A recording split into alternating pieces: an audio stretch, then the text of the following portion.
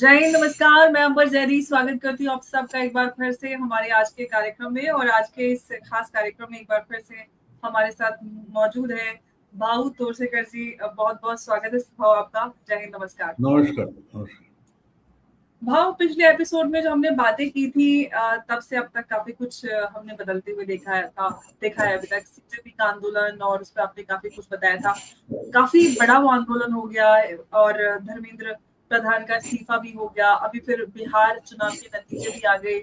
बहुत सारे लोग और इनफैक्ट जो पूरा लेफ्टिस्ट वर्ग है ये जो बिहार में अभी नदियां और बाकी चुनाव के नतीजे आए हैं उसको सेलिब्रेट कर रहा है इस आधार पर कि ये कहीं ना कहीं युवाओं ने बीजेपी की जो जड़ है वो उसको हिला कर रख दिया। आप कैसे देख रहे हैं जो अभी ये सब कुछ नजर आ रहा है? क्या इतना बड़ा प्रभाव पड़ रहा है इस आंदोलन का? देखो, तो अमेरिका का जो अध्यक्ष है डोनाल्ड ट्रंप, उसने मोदी के बारे में एक कमेंट की, मुझे याद आती है कि Modi is a hard bargainer. तो जहां तक मेरी इंफॉर्मेशन है, इन्होंने शुरू में तय कर दिया था कि धर्मेंद्र प्रधान को निकालना है। अगर फटाफट निकाल देते तो बचता क्या? तो बार्गेन जो होता है वो आप कीमतें चढ़ाते उतारते रहते हो। तो 3 हफ्ते अगर ये नहीं चला होता तो दूसरा या तीसरा और इस्तीफा मांगा जाता। तो इसलिए जितना करते हो करो, और आप भी थक जाते हो ना। आंदोलन की एक बात होती है कि गवर्नमेंट के पास जो सिक्योरिटी फोर्सेस होते हैं उनका काम ही है रास्ते पर खड़े रहो। आम आदमी जब आंदोलन में उतर जाता है उसके लिए प्रॉब्लम होता है कि आप कितना लंबा खींचोगे, तो ये हो जाता है। और जिस ढंग से वांगचुक को उठाकर लेके गए, राहुल गांधी को उठाकर लेके गए। अब राहुल गांधी के बारे में मुझे लगता है सबसे इंपॉर्टेंट बात हो गई, उनको भी उठा के लेकर गए। ये बात समझो, इसके पहले राहुल गांधी को कभी पुलिस ने हाथ नहीं लगाया था, उनका रिस्पेक्ट किया जाता था।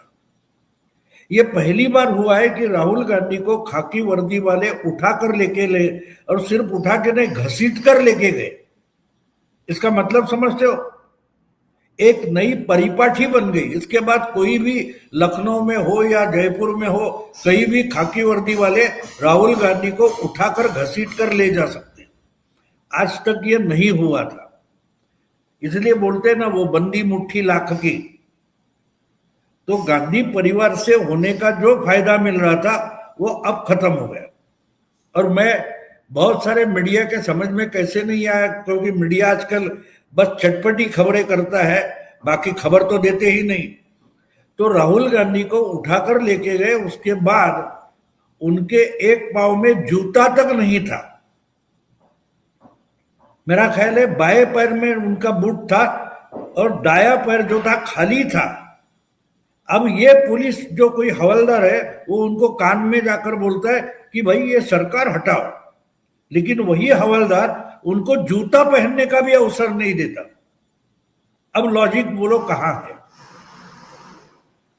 तो ये बात होती है। हाँ, एक बात है कि जो कोई आंदोलन हुआ, बवाल खड़ा हुआ, वो सब मीडिया में बहुत हुआ। आम जनता तक इसकी क्या खबर है?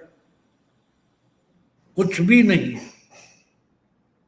आंदोलन जो होता है, जो ट्रेंड सेटर होता है, जो बदलाव करता है, वो आम जनता तक पहुंचना चाहिए, जनता में होना चाहिए।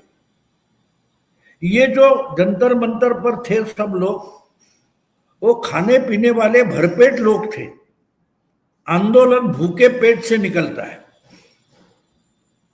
और इसलिए वो एक मेला था जहां टाइम पास के लिए आ जाओ, मंच पर चढ़ के बैठो या बैरिकेड्स पर चढ़ के बैठो, अपने अपने रील बनाओ, गाना गाओ, खाने पीने की सुविधा थी। इसको आंदोलन नहीं कहते, इसको आंदोलन नहीं करते, और इसलिए इसका इम्पैक्ट कुछ भी नहीं होगा।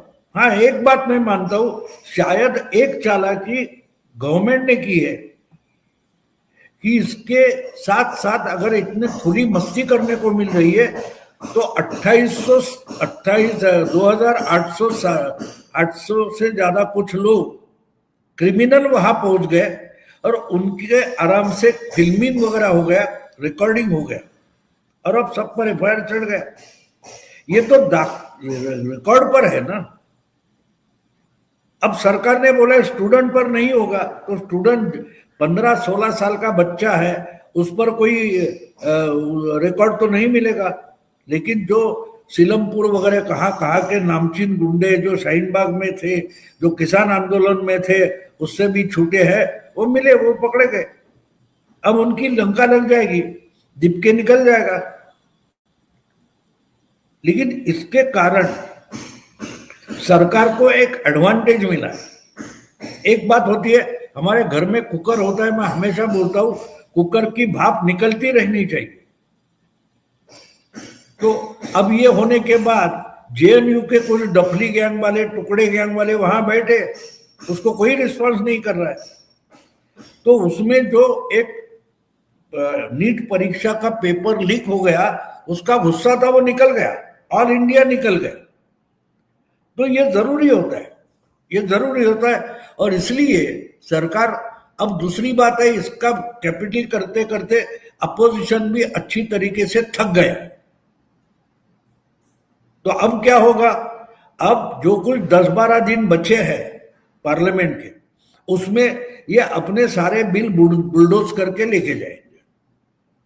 तो ये असली खेल होता है। देखो, राजनीति आपको दिखती है वो नहीं होती।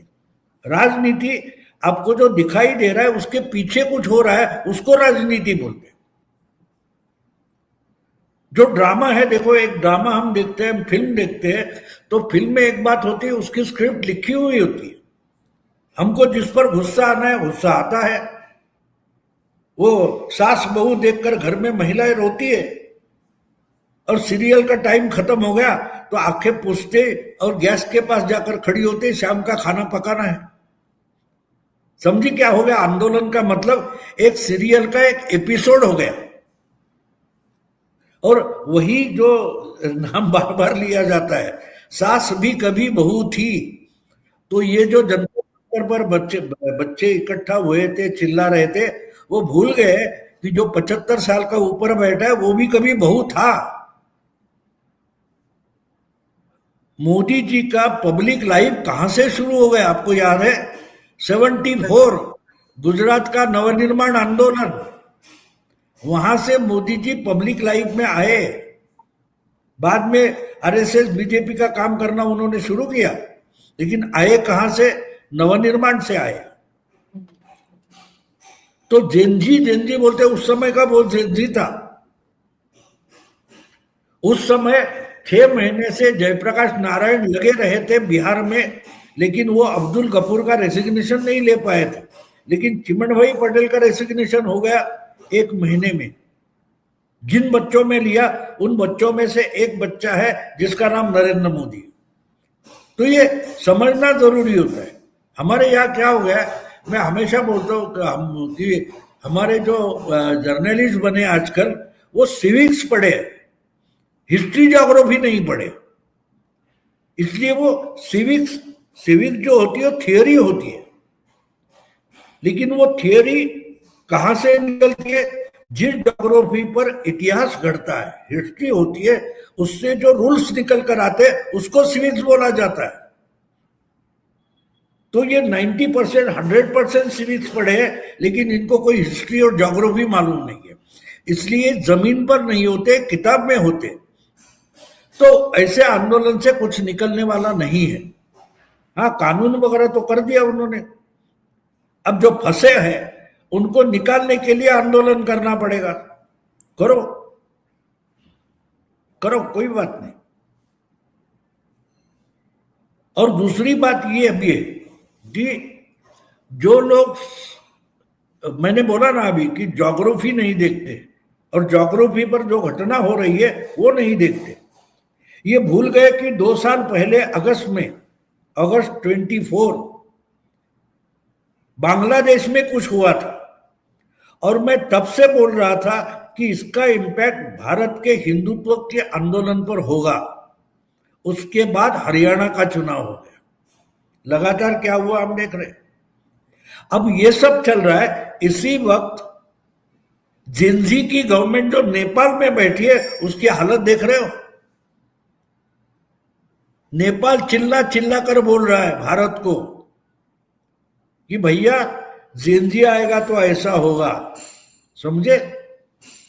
ये जिनके दिमाग में नहीं आता उनको जर्नलिस्ट बोला जाता है, उनको एनालिस्ट बोला जाता है कि बगल में तो है। और कहां है? नेपाल की पूरी साउथ बॉर्डर उत्तर प्रदेश से सटी हुई है।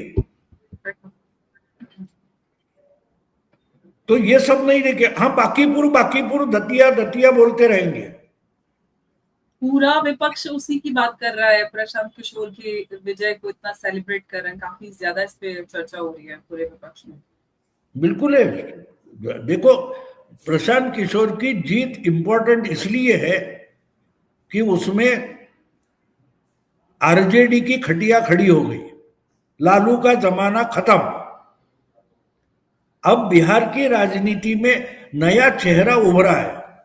एक पूरा, अगर देश की राजनीति समझने की कोशिश करो तो एक बात समझ लो कि देश ने मान लिया है और खुद प्रशांत किशोर ने बोला है कि अगले कम से कम 3 दशक 30 साल बीजेपी सत्ता में रहे या सत्ता से बाहर रहे, देश की सबसे बड़ी पार्टी बनकर रहेगी।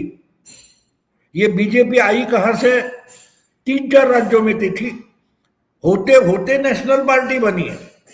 तो वोटर ने उसको नेशनल पार्टी बनाया। अब वोटर ही रियल अपोजिशन पार्टी बनाएगा। वोटर थक गया है कि राहुल गांधी के नौटंकी से कुछ होने वाला नहीं, हमको मोदी के लिए अच्छा रिस्पॉन्सिव कंस्ट्रक्टिव अपोजिशन चाहिए। तो उसका अंकुर निकला है, तो वो है प्रशांत किशोर।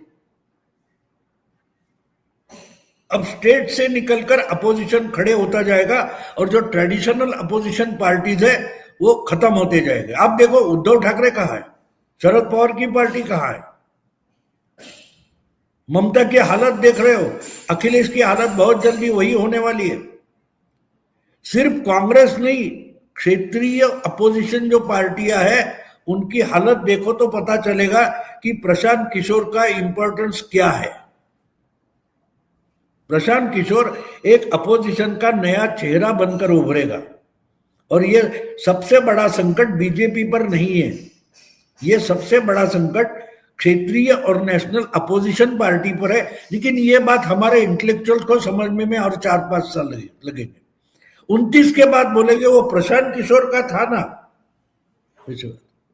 हमने कॉलेज के समय में एक जोक पढ़ा था, सुना था, बहुत बढ़िया जोक था वो। जो उस समय तो दुनिया में टावर कम होते थे, एम्पायर स्टेट। तो एक जोक सुना था कि 4 बच्चे इकट्ठा रहते थे कोई 112 वगैरह नंबर के मंजिल पर। तो लिफ्ट बंद हो गई, तो बोले भाई क्या करेंगे? बोले चढ़ते जाना पड़ेगा, क्या करेंगे? तो बोले टाइम पास के लिए एक एक कहानी सुनाएंगे, और एक की कहानी खत्म होने तक दूसरा बोलेगा नहीं। तो जब एक कहानी खत्म होती है, कोई 25-30 मंजिल आगे आ गए, दूसरे की शुरू होते हैं, आधे में चौथे नंबर का बोलते हैं अरे मुझे कुछ कहना। बोले नहीं नहीं नहीं, तेरा नंबर 4 है, तो अभी नहीं बोलेगा, अभी दूसरा चल रहा है, तीसरा होगा, फिर तेरा नंबर आ जाएगा। होते होते वो बोल रहा है लेकिन कोई सुन नहीं रहा है, उसको बोलने नहीं देते। और जब 110वां मंजिल आ जाती है तब इसका नंबर आता है, बोलते हैं अब बोल। तो बोला नहीं मैं चाबी भूल गया हूं। ये ऐसी अकल के लोग हैं ना जो हमारे एनालिस्ट है, उनको 110वीं मंजिल पर जाकर बताना पड़ता है कि भैया हम तो भूल गए, तो स्टेशन निकल गया, हम बहुत दूर आ चुके हैं। तो इस ढंग से होता है। इसलिए समय की बात समझो, माहौल समझो। जो माहौल होता है वो ट्रेंड सेटर होता है।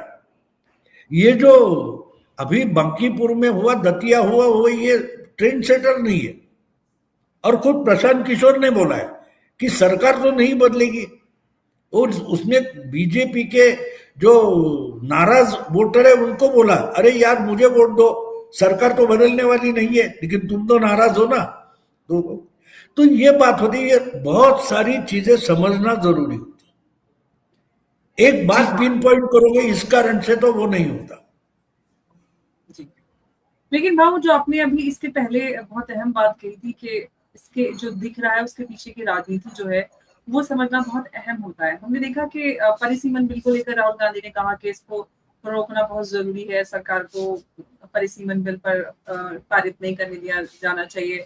प्लस एफसीआरए को लेकर भी जो अमेरिका की एक अमेरिका का क्रिश्चियन संगठन है, इंटरनेशनल क्रिश्चियन कंसर्न, उसने ये कहा है कि भारत में जितने भी क्रिश्चियंस हैं उनके ऊपर जिस तरह से मुसलमानों के ऊपर अत्याचार हो रहा है वैसा ही कुछ अब होगा एफसीआरए के बाद अमेंडमेंट बिल आएगा। तो आप कहीं ना कहीं वो जो आप बताने की कोशिश कर रहे हैं उसके वो सारी चीजें अब उभरना भी शुरू हो गई हैं, सरफेस पे आना शुरू हो गया।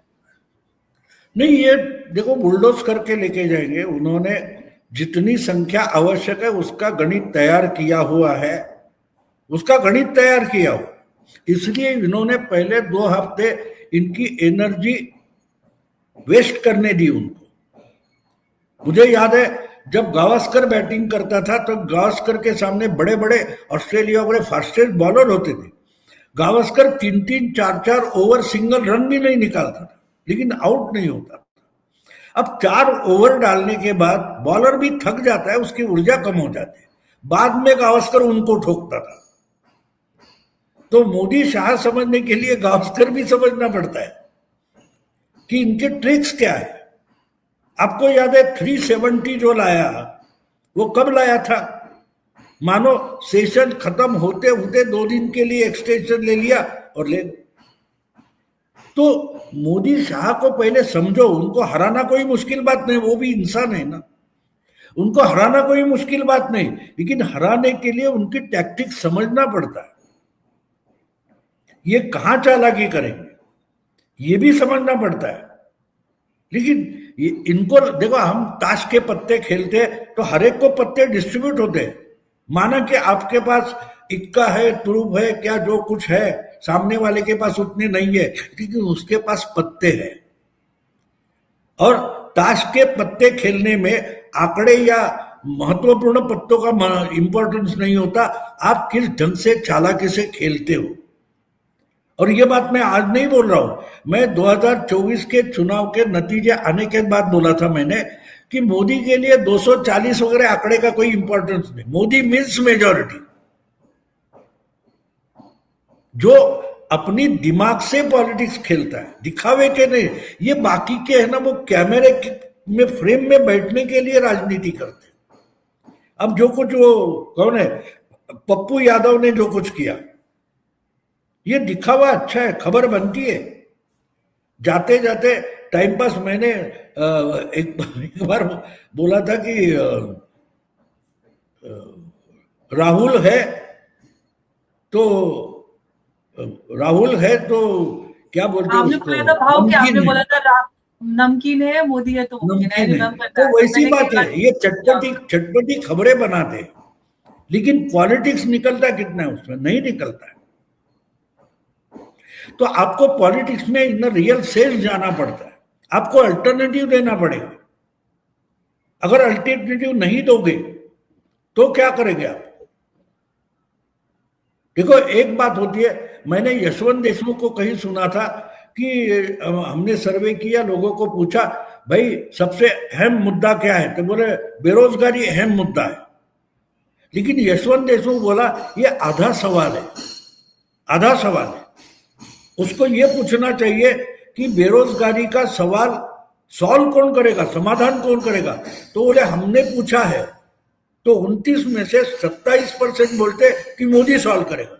इसका मतलब वो 29% मोदी के खिलाफ नहीं जाते, वो मोदी से नाराज हो गए, लेकिन बोलेंगे कि भाई करेगा तो मोदी करेगा, जो कुछ कम करेगा लेकिन करेगा तो मोदी करेगा, बाकी के नालायक है, ये कुछ करने वाले नहीं। तो ये जो फर्क होता है, ये अगर आप नहीं समझोगे तो आप एनालिसिस नहीं कर पाते। देखो, एक मियाँ बीवी का झगड़ा होता है, बहुत कुछ होता है, लेकिन दूसरे दिन उठकर डाइवोर्स लेने नहीं जाते। 2 दिन एक दूसरे से बात नहीं करेंगे, फिर आहिस्ता आहिस्ता यहाँ शुरू होता है कि भाई चाय बनाइए तो शक्कर नहीं है, ध्यान में आया तो कप या मग बजाएगा तो बीवी लाकर शक्कर देती है। ऐसे ऐसे बातें शुरू हो जाती, लेकिन घर टूटते नहीं। हमारी सोसाइटी जो है वो फैमिली वैल्यूज पर बनती है, लेकिन ये थियोरी में, पॉलिटिकल थियोरी में मिलता नहीं है ना। हम इतनी पॉलिटिकल थियोरी दिमाग में बैठकर हम बैठाई है कि हमारे समझ में नहीं आता लोग क्यों कर गुस्सा। अब एजुकेटेड है वो बोलेगा वो शराबी की बीवी है, उसको बोलेगा निकाल बाहर कर नालायक को। ये आपके लिए आसान है, उसके लिए नहीं, क्योंकि दिखाने के लिए पति घर में झोपड़पट्टी में रखना पड़ता है, वरना 4 गुंडे घुस आएंगे। तो इतनी मजाक नहीं है, थियोरिटिकली कुछ भी हो सकता है, लेकिन जमीनी हकीकत भी समझ। और जो रास्ते पर जीने वाला लोग है ना, वो अनुभव पर थियोरी बनाता है, वो थियोरी से अनुभव करता नहीं। और इसलिए जो कुछ मैं देख रहा हूं मुझे अजीब लगता है, लोग जो बोलते हैं क्या करते हैं। अब इतनी बड़ी नेपाल में बड़ी घटना हुई है, डायरेक्ट हिंदू मुस्लिम शुरू हो जाता है, बोलते नहीं वापस हिंदू राष्ट्र बनाओ। तो कहां से कहां पहुंच गए। और आज जो पूरा मीडिया जेनजी जेनजी जेनजी बोल रहा है, लोग देख रहे हैं कि नेपाल का जेनजी क्या कर रहा है, वो सरकार नहीं चला पा रहा।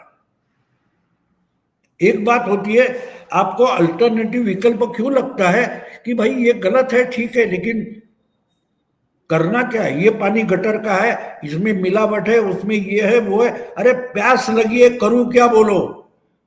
वो इसलिए बोलते हैं ना, जो समय पर प्यास है और पानी मिलता है वही गंगा जल होता है, पवित्र जल होता है।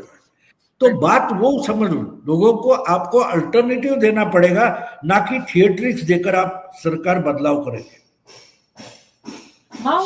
मंडे को अरविंद केजरीवाल ने बोला, राहुल गांधी जैसे कि प्रधानमंत्री आवास पर गए थे, वैसे ही वो भी प्रधानमंत्री आवास पर की तरफ मार्च करेंगे E20 को लेकर।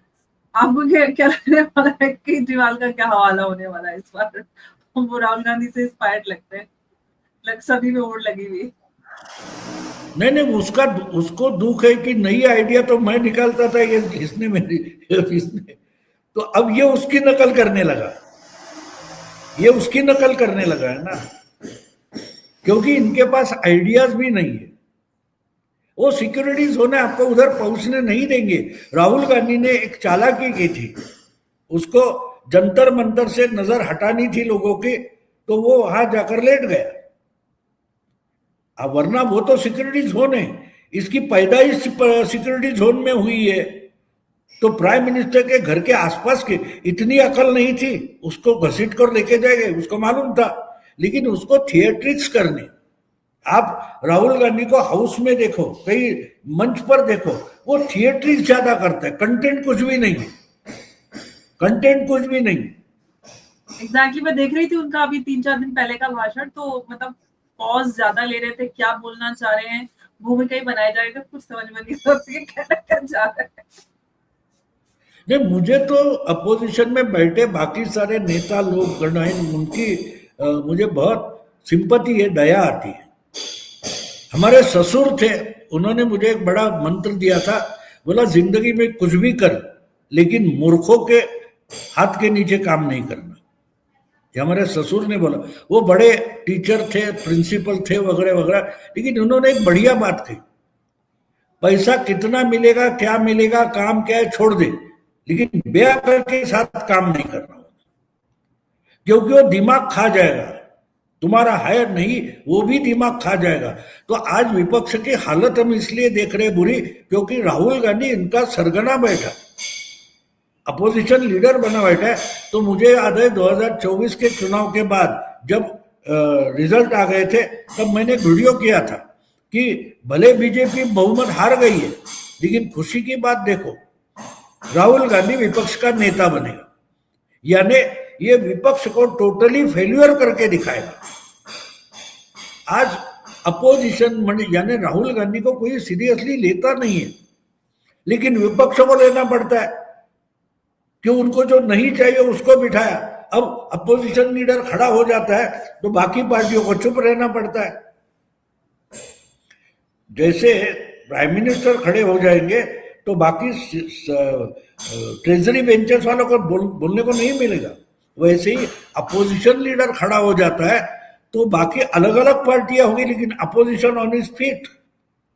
समझे क्या था ये? मैंने 2 साल पहले मेरे एक वीडियो में बोल के रखा है, बीजेपी के लिए ये बड़ा वरदान है कि राहुल गांधी अपोजिशन लीडर बनेगा।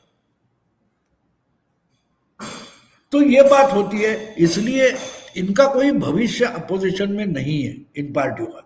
इनको अलग होना पड़ेगा और लोग वो अल्टरनेटिव ढूंढ रहे हैं। प्रशांत किशोर की जीत, थलपति विजय की जीत, वो सीरियसली ले लो आप। इसका मतलब लोग बता रहे जो एस्टेब्लिश, जिनको अपोजिशन माना जाता है, हमको वो नहीं चाहिए। लोगों ने अन्ना डीएमके डीएमके को अलग थलग कर दिया। यहां प्रशांत किशोर आगे गया, इसका मतलब आरजेडी जाएगी।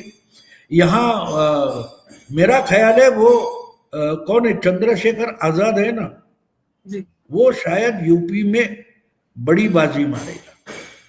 उसमें मुझे एक अल्टरनेटिव दिखाई दे रहा है। हाँ, एकदम तो अखिलेश से भी या बड़ा नहीं होगा, लेकिन वो स्टार्ट है। जैसे प्रशांत किशोर बिहार में है, चंद्रशेखर आजाद मैं मानता हूं कि यूपी में नया चेहरा बनकर उभरेगा। वो मायावती को रिप्लेस करेगा, क्योंकि वोटर चाहता है कि ये छिछोरे हैं, इनसे कुछ अपोजिशन की पॉलिटिक्स नहीं होगी। अगर मोदी, भले हमको अच्छा लगता है कि, लेकिन मोदी तो अमरपट्टा लेकर तो आया नहीं है। अगर मोदी को बदलना हो तो अपोजिशन में हमारे पास चॉइस चाहिए, ये वोटर को समझता है। इसलिए मैं हमेशा बोलता हूं कि 70-80 साल में वोटर मैच्योर होता जा रहा है, और ये एनालिस्ट है वो इमेच्योर या एमेच्योर होते जा रहे हैं। जो चाहिए वो कर रहा है वोटर। तभी तो भाव आप समय से पहले बता देते हैं कि किस राज्य में क्या चुनाव की स्थिति रहेगी। वेस्ट बंगाल में जब सब कह रहे थे कि ममता दीदी वापस आएंगे, तब आपने कह दिया था कि बीजेपी जीतने वाली है। तब उस वक्त सबको काफी हैरानी हो रही थी, और आपका जो प्रोडिक्शन था जो बहुत समय से बहुत पहले था, वो सही साबित हुआ। तो ऑफ कोर्स यही रीजन है। और अब वो बात नहीं, मैं महाराष्ट्र में, हरियाणा में, बिहार में भी मैंने पहले बोला था जी, क्योंकि माइंडसेट लोगों को माइंडसेट होता है ना, वो लोग बोल के नहीं दिखाते, लेकिन उनकी पूरी बॉडी लैंग्वेज बोलती है, और वो मैं पढ़ना चाहता हूँ, देखना चाहता हूँ, समझना चाहता हूँ। तो ये बात होती है ना, ये बात होती है इनको। अभी देखो 5 साल पहले आम आदमी पार्टी को पंजाब में लोगों ने चुनकर लाया, थक गए थे लोग कांग्रेस से जी। लेकिन बीजेपी अपने पैरों पर भी खड़ी नहीं हो रही थी। अब आप देखो कि उस विधानसभा के बाद लोकसभा में 4% से बीजेपी 18% पर आई। आज पंजाब में बीजेपी के लिए बड़ा होप है। क्यों? बीजेपी पंजाब में नया विकल्प है। तो ये देखना पड़ता है। हम हमारे दिमाग में जो चल रहा है ना, बस उसी को ही हकीकत समझे तो हम ना एनालिसिस कर पाते, ना चीजें समझ पाते। तो ये मुझे लगता है कि अगर बड़ी बात कोई हो रही है तो हमने अभी देश के लिए कांग्रेस को हटाकर नया सेंट्रल पार्टी बना दिए, वोटर मानता है, लेकिन अब हमें रियल अपोजिशन खड़ा करना पड़ेगा कि अगर इसको हटाए तो किसको लाए। एक समय था जब हम युवा थे, हम आंदोलन करते थे, ये सरकार निकम्मी, हम भी लाठी वगैरह खाए, लेकिन हम मानते थे कि कांग्रेस को कोई हरा नहीं सकता। तब डॉक्टर राम मनोहर लोहिया ने जब गठबंधन की राजनीति लाई, तब वो बोले कि अपनी आइडियोलॉजी अलग रखो, सब लोग इकट्ठा आ जाओ और वोटिंग डिवीजन कम कर दो, तो वोटर को तो कॉन्फिडेंस आने दो कि कांग्रेस हार सकती है, इसलिए इकट्ठा आ जाओ। ये एक्चुअली बाबा साहब अम्बेडकर की आइडिया है कि अपनी आइडियोलॉजी खुटी को लगा के रखो और इकट्ठा हो जाओ। एक बार वोटर को कॉन्फिडेंस आने दो कि कांग्रेस हार सकती है, तो वोटर को वो कॉन्फिडेंस आ गया 50-60 साल में। अब वो बोलता है कि मुझे अल्टरनेटिव भी बनाया। बीजेपी को बीजेपी ने नहीं बनाया, वोटर ने बनाया। जो एसपीडी गवर्नमेंट थी, गठबंधन सरकार थी, जनता पार्टी फेल हो गई, जनता पार्टी जनता दल गठबंधन फेल हो गए, करते करते हम सिंगल पार्टी बिगर कांग्रेस लीड मेजॉरिटी तक आ गए। ये एक्सपीरियंस वोटर ने किया। अब तगड़ा अपोजिशन, सच्चा अपोजिशन हो, इसके लिए वोटर प्रयास कर रहा है, ऐसे मैं मानता हूँ। बिल्कुल। लेकिन बहुत छोटा सा मैं आपसे सवाल समझना चाहती हूँ, ये जो कुछ ट्रेंड अभी चल रहा है उत्तर प्रदेश पे, इसका कुछ प्रभाव नजर आएगा, या फिर जैसा आप बोल रहे हैं जनता के स्वभाव को समझना? वो करेंगे। देखो, जिस जिस ढंग से अखिलेश वगैरह जा रहे हैं, ये फिर मीडिया के लिए थिएट्रिक्स कर रहे हैं ना। बदलाव के बारे में मुझे एक बोलो कि तुम योगी पर बहुत सारे ऑब्जेक्शन ले सकते हो, लेकिन सिक्योरिटी तो लाइए ना। महिलाओं को जो सिक्योरिटी मिली है, तो वो जो मामला है वो अखिलेश का मतलब गुंडे लेकर आएगा, ये लोगों के दिमाग में है। जो बिहार में भी था, मोदी जी जंगल राज बोल रहे थे, इन्होंने मजाक किया था, 20 साल हो गए लालू जाकर, लेकिन वो दिमाग से नहीं गया। तो इसलिए इतनी भी बुरी हालत नहीं है गवर्नमेंट की, यूपी की। कुछ लोग तो नाराज होते हैं। आप कुछ भी करो घर में, अगर आपके घर में 10 लोग हैं तो सब आपसे खुश नहीं होते, किसी ना किसी की तो तकरार होती है। तो इसलिए बदलाव लाने के लिए विकल्प की पार्टी चाहिए, अल्टरनेटिव लीडरशिप चाहिए। योगी के जगह कौन मुख्यमंत्री बन सकता है, दिखाओ, कोई भी नहीं है। नहीं विकल्प। जिस ढंग से कानून कठोरता से वो इंप्लीमेंट करते, तो वो लाभ खड़ा करो, लोग अल्टरनेटिव लेते ना। हम लाचार थे ना हमारे जमाने में, हम लैंडलाइन पर डिपेंडेंट थे। आज तुम्हारी जनरेशन है, वो मोबाइल लेते, एक जो खराब है बदल करो, मैं दूसरी सर्विस लेता हूं।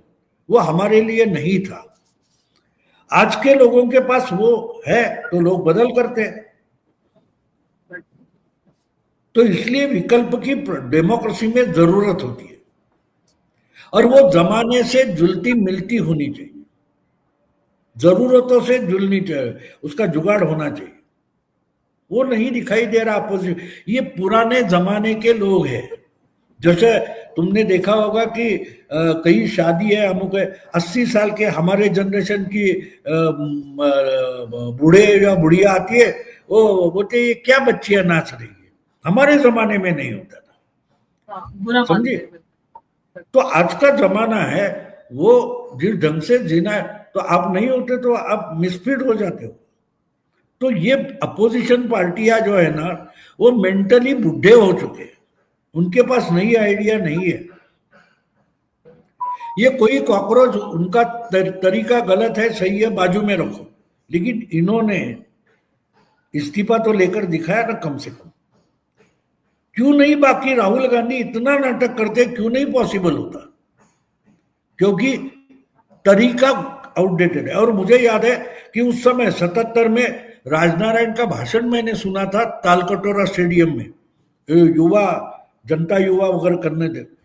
तो उन्होंने बोला, क्या तुम पूछे पड़े हो, मोरारजी वाला है, चरण सिंह वाला है, हम बुड्ढों के पीछे क्यों हो? तुम हमको हटाओ, तुम पार्टी कब्जे में ले लो, ऐसा राजनारायण ने बोला था। और उसने उदाहरण बहुत अच्छा दिया, बोले हम सब गांधी की विधवाएं हैं, ऐसा कहा था। हम उनके हनीमून की यादें करती है ना बुढ़िया, उस ढंग के लोग हैं। बोले देखो ये गुजरात के बच्चे, इन्होंने थालियां बजाई, लाइट ऑफ किया, ब्लैकआउट किया, सरकार गिर गई, और 6 महीने हम बिहार में लगे रहे, कुछ नहीं हुआ। तो वो फर्क होता है। नए जमाने की आइडियाज भी नहीं होती, आइडियाज भी नहीं। बहुत अहम बात आपने बोली है। कोई पुरानी रिवायती राजनीति कर रहा है विपक्ष आज भी, जिसका असर जनता पे नहीं हो रहा। कॉकरोच जनता पार्टी का आपने नाम दिया, ये बहुत बेहतरीन बात है, और शायद इन लोगों को समझ में भी नहीं आएगा। इसलिए जैसे कि आपने कहा कि एक ऑल्टरनेटिव की आवश्यकता है, और एक मजबूत सत्ता पक्ष के साथ एक मजबूत विपक्ष बहुत अहम होता है, और डेमोक्रेसी में तो ये बहुत इम्पोर्टेंट होता है। बहुत बहुत धन्यवाद आपका इस चर्चा में जुड़ने के लिए। नमस्कार, जय हिंद।